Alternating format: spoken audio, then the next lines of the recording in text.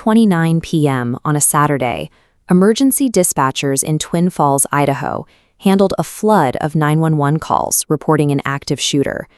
Twin Falls is a city of 56,000 people located along the Snake River Canyon. It is a quiet community, largely defined by its proximity to the landmarks of southern Idaho. That afternoon, hundreds of residents were gathered at a newly opened In-N-Out Burger. The restaurant had been open for just over a week, and the lot was filled with weekend crowds. A shooter dressed in black arrived at the crowded lot and began firing a semi-automatic AR-style rifle. Understanding how a routine lunch transformed into a deadly event requires looking through the fragmented perspectives of the people trapped within the restaurant and the surrounding streets.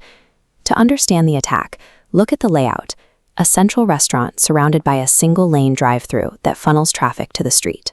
Nayeli Rodriguez and her daughters were inside the dining room when the first shots were fired from the kitchen. Employees ordered customers to hit the floor.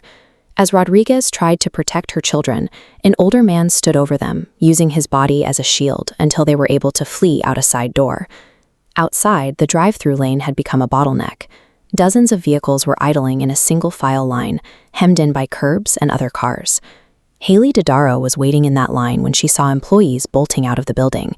She initially suspected a fire until she saw people running across the road, screaming that there was a shooter. The gunman moved through the lot, firing entire magazines. He shot into random vehicles and sent a round of gunfire through the drive-through window itself. The physical design of the drive-through, built to keep traffic in a strict queue, prevented drivers from turning around or driving over curbs to escape. From a nearby stoplight, witness Lane Cohn watched as the gunman approached a white car and began firing. The shooter was interrupted when a bystander in the drive-through lane drew a handgun and began returning fire. This exchange forced the gunman to stop his advance and seek cover behind the In-N-Out sign.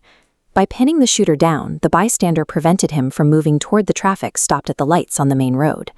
In the parking lot, an In-N-Out employee began dragging a coworker who had been shot in the chest, trying to move her away from the vehicles and toward the sidewalk. Cohn and the armed bystander rushed to the employee's side. They stayed with the wounded worker, applying pressure to the chest wound until paramedics reached them. Before police could enter, the response was driven by employees and bystanders who suppressed the shooter and administered medical aid. Officers arrived and secured the perimeter, eventually finding the body of the deceased shooter in an area near the restaurant. The shooting left 3 victims dead. 5 others were transported to St. Luke's Magic Valley Medical Center, some in critical condition. The drive-through remained filled with abandoned, idling cars. The area was cordoned off as a crime scene while investigators processed the evidence. Local police worked with the FBI and the ATF to identify the shooter and investigate a motive. For those who were there, like Lane Cohn, the day left a lasting impact. He noted that he never expected to be in a crossfire in his own community. The shooting at In-N-Out left witnesses like Nayeli Rodriguez and Haley Dodaro processing an event they once thought impossible in Twin Falls, surviving only because of the actions of the strangers who stood by them.